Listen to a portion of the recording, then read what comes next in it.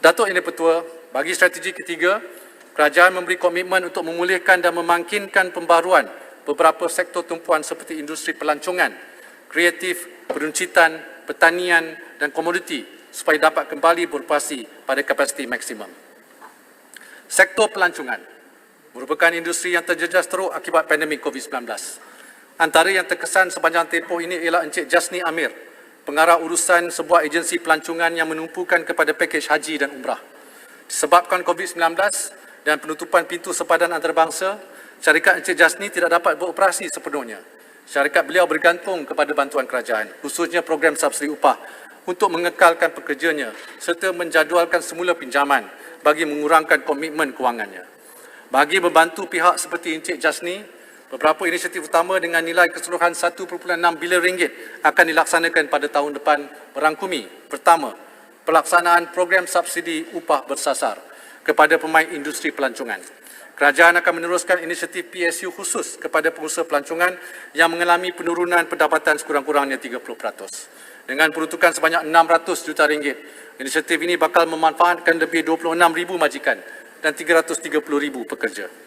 Kedua, pembiayaan khusus bagi sektor pelancongan sebanyak 600 juta ringgit di bawah Penjana Tourism Financing dan Bank Pembangunan Rehabilitation Scheme.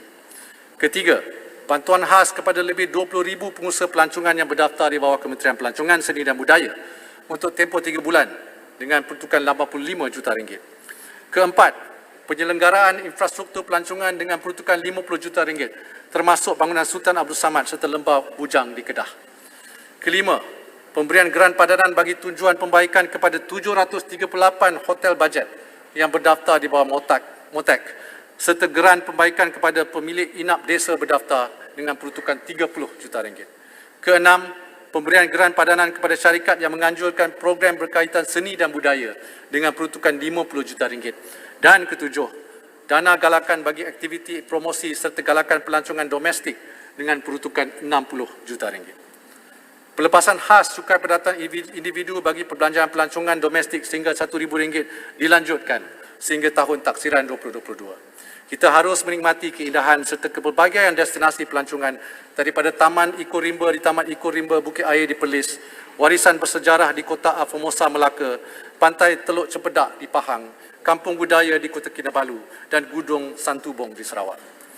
Kerajaan akan menggiatkan lagi usaha pemulihan industri pelancongan kesihatan antarabangsa dengan kadar segera bagi memperkukuh kedudukan Malaysia sebagai destinasi pilihan pelancongan kesihatan dengan peruntukan 20 juta ringgit kepada Malaysia Healthcare Travel Council. Selanjutnya, kerajaan bercadang untuk melanjutkan beberapa galakan cukai termasuk pengecualian cukai pendapatan kepada penganjur aktiviti kesenian dan kebudayaan serta pertandingan sukan dan rekreasi bertaraf antarabangsa sehingga tahun taksiran 2025. Pengecualian duti hiburan ke atas aktiviti hiburan termasuk taman tema dan panggung wayang di semua wilayah persekutuan dan pengecualian cukai pelancongan dilanjutkan lagi sehingga 31 Disember 2022. Pihak negeri juga disaran untuk memberi pengecualian duti hiburan bagi menyokong pemulihan sektor ini. Datuk Yang di-Pertua, dalam merancangkan semula aktiviti industri kreatif, agensi-agensi seperti Finas, Cendana dan My Creative Ventures akan menggiatkan pelbagai inisiatif. Sejumlah 188 juta ringgit disediakan antaranya untuk meneruskan pelbagai inisiatif seperti dana kandungan digital, projek kandungan multimedia digital, insentif filem, program pemungkasa modal insan dan perlindungan perkeso kepada golongan artis. Sebagai tambahan, pada tahun harapan kerajaan akan menjayakan program Riuh Keluarga Malaysia melalui dana padanan pinjaman pelaburan berjumlah 20 juta ringgit. Langkah ini dijangka memberi 5,000 peluang pekerjaan baru. Nama Upin dan Ipin, Ejen Ali dan Bobo Boy terkenal bukan sahaja di negara kita tetapi tersohor serantau Asia Tenggara. Bagi mempertengahkan lebih banyak animasi tempatan ke pesada antarabangsa, kerajaan memperuntukkan 30 juta ringgit melalui skim padanan pinjaman pelaburan bagi inisiatif pelaburan animasi negara yang akan dikendalikan oleh My Creative